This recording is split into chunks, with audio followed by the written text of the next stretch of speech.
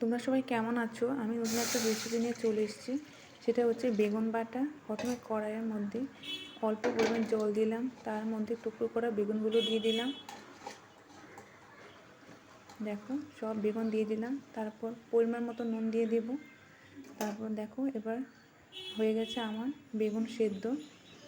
বেগুনগুলো ভালো করে সেদ্ধ হয়ে আসলে নামিয়ে নেব। ছিলনোড়ার মধ্যে বেগুনগুলো দিয়ে দেব, ধনেপাতা কুচি দেব, লঙ্কা দেব, দিয়ে ভালো করে বেটে নেব। হয়ে গেল আমার বেগুন বাটা। দেখো, এবার কড়াইয়ের মধ্যে সাদা তেল দিয়ে তার মধ্যে শুকনো লঙ্কা, কালো জিরে ফোড়ন দেব, দিয়ে বেগুন বাটাটাও দিয়ে দেব, ভালো করে নেড়ে চেড়ে নেব। এর মধ্যে পরিমাণ মতো নুন দিয়ে দেব, হলুদ গুঁড়ো দিয়ে দেব। এটা ভালো করে নেড়ে চেড়ে নেব যতক্ষণ না জলটা শুকিয়ে না যায়। জলটা শুকিয়ে গেলে বাটা আমার হয়ে যাবে। দেখো, এবার জলটা শুকিয়ে গেছে, আমার বাটা হয়ে গেল কমপ্লিট। দেখো, সুন্দর একটা কালার হয়ে এসছে। তোমরা বাড়িতে করে খেয়ে দেখবে, খুবই সুস্বাদু। Thank you.